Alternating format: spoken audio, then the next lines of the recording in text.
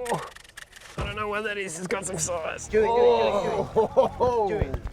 Whoa! Gee! Oh, that's fat fish.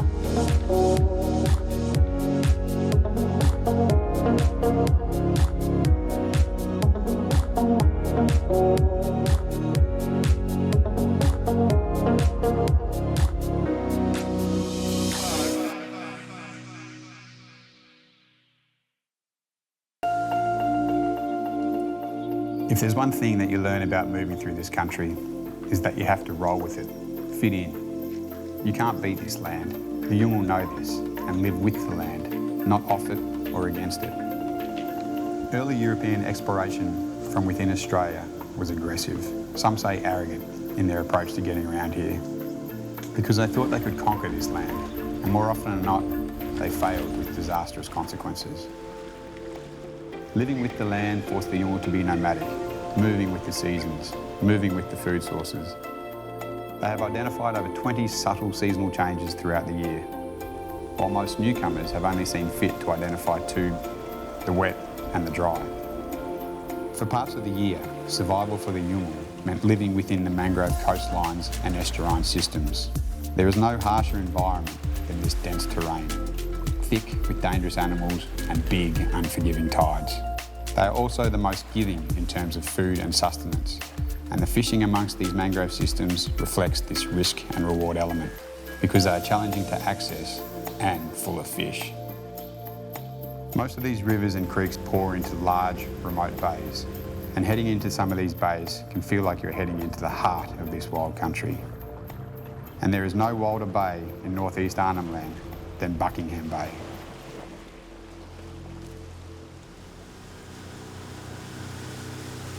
For this leg of our journey, we'd be spending a couple of nights camping on a remote island in Buckingham Bay with a local mate of ours, Marcus Lacey.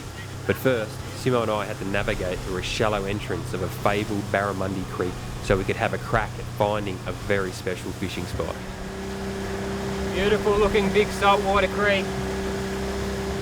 Looks like a prime location for Barra.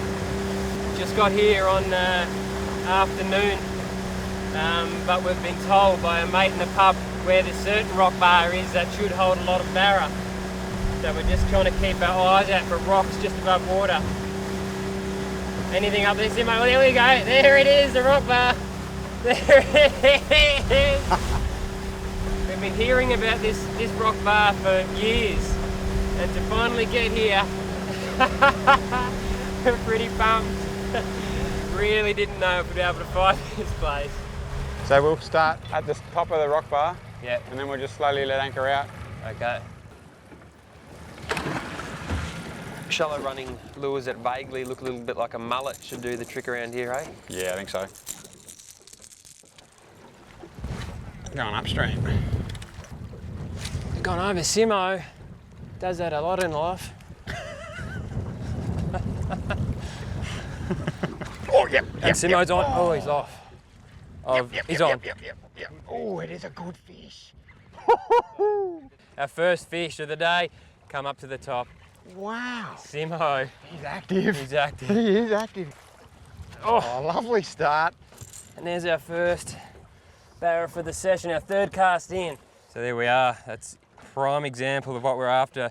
He'd be about 60 centimetres. And the first three casts we got hits, and I think that was the fourth cast actually that we got one. So good start to this place. The tide isn't quite right yet as suggested, so I dare say we could be in for a session. Anyway, look at that beautiful fish. Just a really good looking fish. Anyway, we're going to put this guy back because there's a few more in there. Simpson's straight back in. He's not going to wait for it. So there's oyster rocks coming right across this creek here. Tide's ripping this water through. It's bringing all the mullet across this rock bar, and these barramundi are just holding in around behind these rocks and just coming up and smashing these mullet as they're being thrusted through down there. It's a perfect situation for barra to feed in. Yep. Here we go. We're nearing a change of tide, which means that there's less places that the bait get to hide. So it's concentrating the bait, and that's concentrating the barra. Lovely. Yep. Oh. Oh, there's a nice Same little specimen, size. yeah. Some sort of youth convention. So, oh, another medium-sized barra. So because the water's so muddy and you sort of wonder how they're seeing the lures and how they're seeing the bait they're eating, they're not just using sight. Sight's just a very small part of the equation. The other part is this lateral line, which is above my finger. You can see it running all along. Oh, you can see it running all along down there. And that picks up on electrical impulses under the water, so they can feel the distressed mullet or mullet coming past, and they'll hone in close enough, then they'll use their eyes. So they're incredible predators, and they're also got night vision, so they feed during the day, but mainly during the night. Oh, there we go again. Yep, there we go. Oh, getting hit there. There we go. Oh, it's a good one. They hit. Gee, they're hard to fight in this current too. Oh no, not that good. Out again. There you go. Just lead him over there.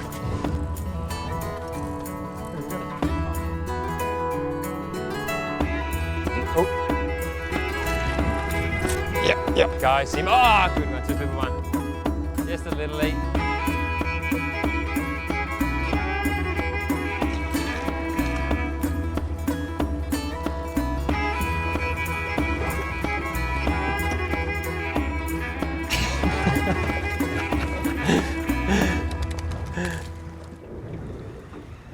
Lightning happening behind us.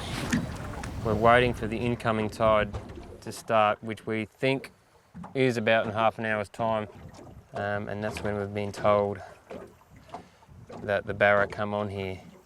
So we're just sort of arriving here early, and we've mucked around with the smaller ones, as you can see, and we're hoping that the incoming tide brings the bigger fish. Oh yeah. Oh, yep. Yeah, here we go. We're on.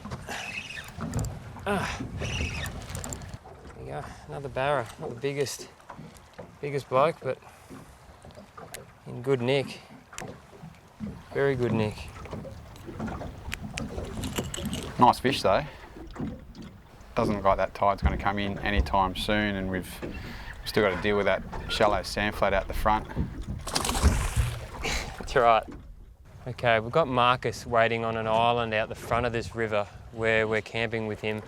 We're going to wait to high tide, but it's getting a bit late. We've probably misread the tide, and it's going to be a couple more hours, and we don't want to leave him waiting on that island all by himself, because we told him we'd be back just after dark, and looks like the tide isn't going to turn. And he might be getting some rain by the looks of it, so we're going to head back now and probably come back tomorrow morning first thing. Simo, good plan? Yeah, I reckon. Yep, safety first. All right. All right, let's get out of here.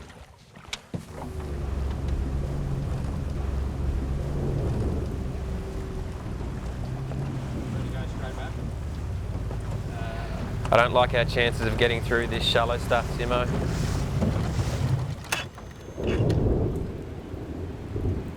So we've got an issue with the engine overheating, going through all that silty mud, gets sucked into the intake, and that's basically the engine's cooling mechanism. It shoots water up all around the motor, and basically the intake is clogged, so there's been no water cooling the motor, and it's really quite hot at the moment. Hoping the tide's going to come in soon so we don't get stuck on this sandbank, and there's a bit of a storm in the distance heading our way as well, which could make things interesting. But first things first, we'll try and clean this intake, get back to Marcus on the beach.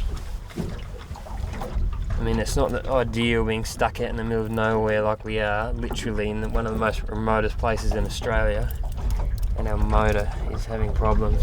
We have a satellite phone that we can use to call in emergency services if needed, but you know, that's the last resort. Come on.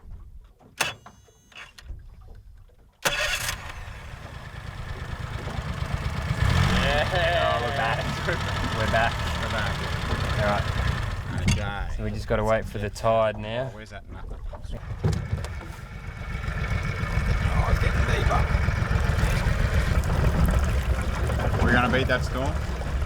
If our motor stays good, I'll say yes. Is that Is that a fire out there? Yeah, it must be Marcus. I think that's the island over there. Hope he's been baking. I am absolutely starving. I could eat a horse. Baked horse. Poached. I'd settle for poached. I actually think he's waiting for us to bring back fish. Does Pizza Hut deliver this far out? I'll give it a shot. I'll climb on a sat phone. What address we give him? Just say Buckingham Bay. Yeah, he'll find us. They'll find us. He'll find us.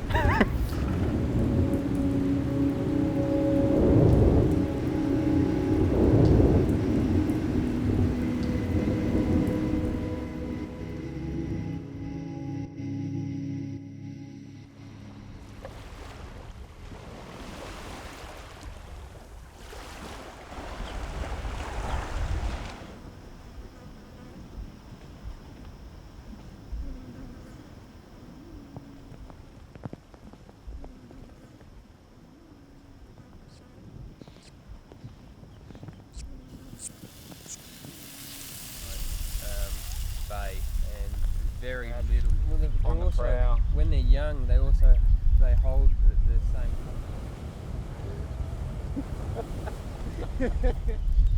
It's the first label rip off.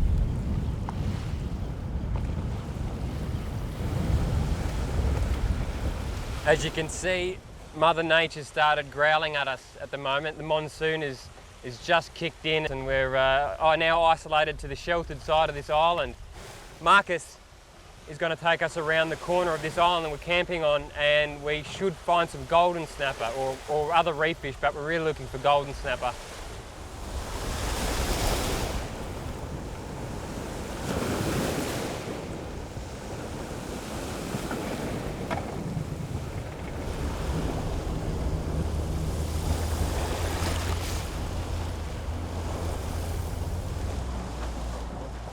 Anyway, what we're doing here is just drifting basically because we don't have a sounder. Drifting over a patch of what we think is reef because we can see rock coming out from the island there and we're presuming it's going to be the same all along here.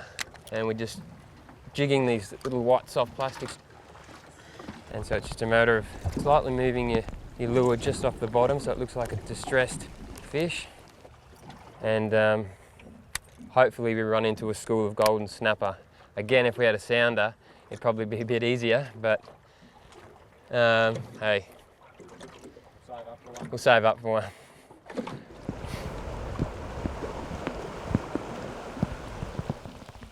There's a bit of drift. We've got a bit of drift going. Cover some ground here. Come good for us here, mate. Yep. Oh.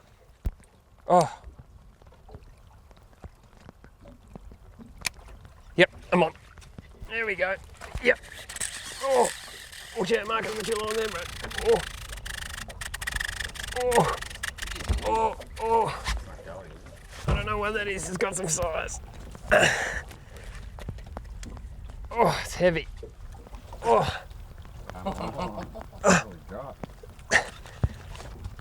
It's time the bug. Oh.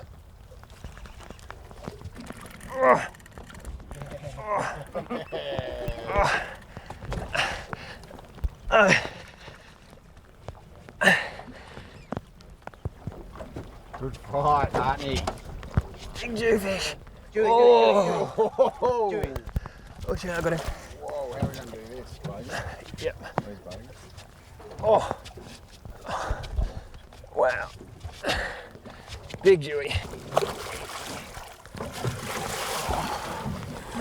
Cut my hands up there.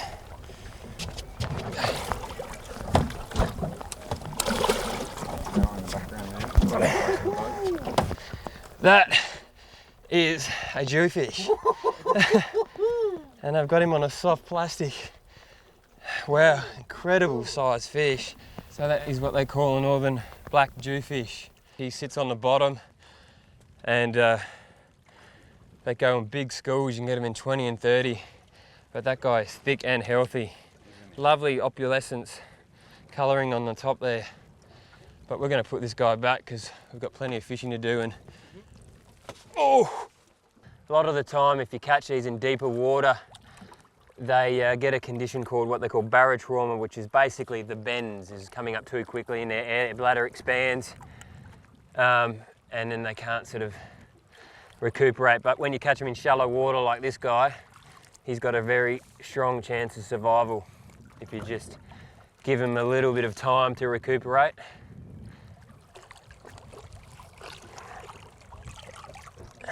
Here we go. There he goes. Thanks, mate. What a beautiful fish. Oh, you beauty. Such a great feeling catching an amazing fish like that and seeing them swim off. But he got me as I was trying to grab the braided line. Fair. Yeah, he's got me a few back too, so we'll call it even. Marcus is on. Get him up. Oh, come on, Goldie. What is he? Yep. Yo, golden. Big one. Big one. Big one. Big Hang one. on, easy. Watch out that rod tip. Got a bit of line out there, mate. Woohoo! Gee. That's a hugie. Oh, fat fish. Tell us what you know about this fella, mate. We call this one Rurucha. Rurucha. Yeah. Cousin for mangrove jack. Eh? Yeah, cousin of it. mangrove jack. That's it. This is another example of a top shelf Northern Territory sports fish. The golden snapper, unbelievably sweet flesh. Beautiful. Very aggressive fish. So when you find, again like jewfish, when you find one of these, you're going to find more of them. So we're going to keep this one and get our lures back in. Look at that chrome face. Isn't it? Incredible. Big eyes. Copper, sorry. Very face. sharp gill rakers there also, got to be careful of, and these fins also. Generous fish. That will feed 4 people, that fish. Beauty. Your favorite, this one? Favourite, yeah. We'll keep this one for dinner then. Maybe. Yes. Yeah. Yo. Oh, good snapper, Simo. Oh, beauty. Oh, only just took. Look at that. Gorgeous fish. Succulent fillets we're going to be getting off this fella. Oh. I think the weather's cleared up enough now that we can actually head into the Barra Creek again, so let's do that. I got a queenie. Sonny's had a crack at him there too. Well done. On the side. Yeah. Nice one. Alrighty, let's head over and get some Barra. Let's do it.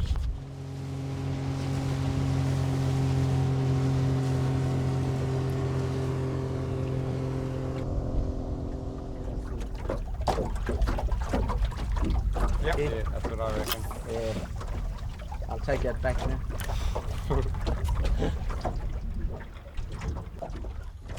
Yeah, you got him. Last one. Don't let him go. Just hitting some good rocks there. There we go. No, he's gonna Get him up. Oh, Nice one. there we go. That is a young, feisty, good-looking barramundi.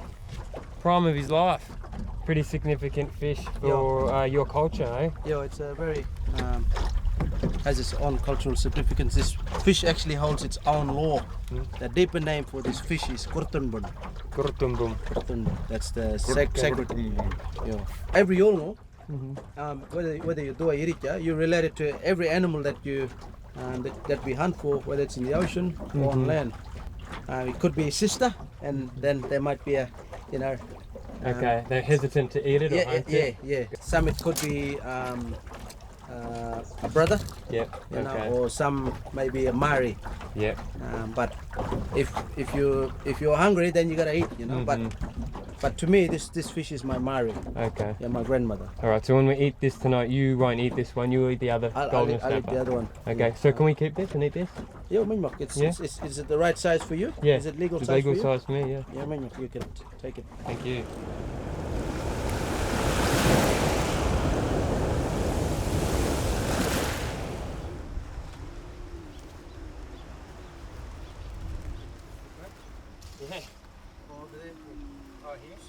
So this is the wrap from a tree called wodarik, and you can use this for damper too. So when you cook in damper, this is the natural foil. Oh yeah. Yeah, so there's no poison in there. I can't just pick out any leaf. I have to pick a certain leaf that's not poisonous. That's not going to cause you any harm. So the wrap, it's from a spear shaft tree. So I'm going to scrape the scales, cut the fish in half, maybe cut some little bit of groove in this, and then put some of this in there, and then patch it up with this, and then wrap it up, stick it straight in the coals. Yo. Yeah. Sound good? Sounds beautiful. Yeah. You guys eat everything from the sea, basically, don't you? Yep. Most things. Yeah, most things. Most that is in season. Okay. All animals, you know, are created for their existence, for their purpose. We see it that way. They are created for us to eat, basically. Yes. It's more than just hunting the animal. It's about practicing our culture. That's why we follow that protocol. Yeah. We eat that because we were meant to eat it. Mm-hmm. Otherwise, we would leave it alone. One family, one hunter might have, 20 people waiting, so he needs to get just enough. Yep. Just what I need. So it's not about driving them to extinction. There's not many yolngu that come across that will take things and waste it. Well, that's the way I was brought up. Don't take things for granted. The land is there watching you. If you don't hunt the right way, all your gifts of hunting will be taken away from you by the land, and there'll be nothing there for you.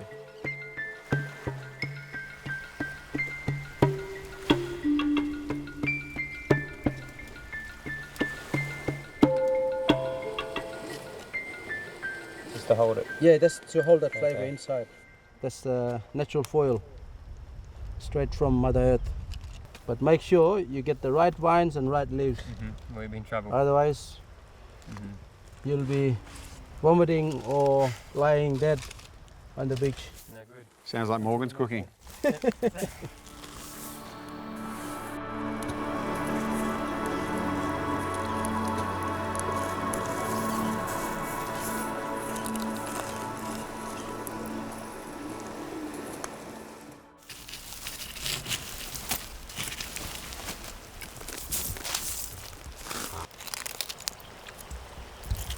Yeah, that taste is coming through.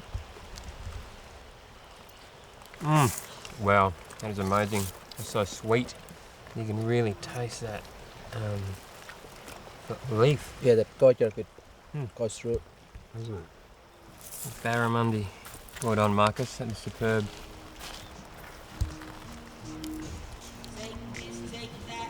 That's perfect. But I might just lose my mind on my shirt anyway.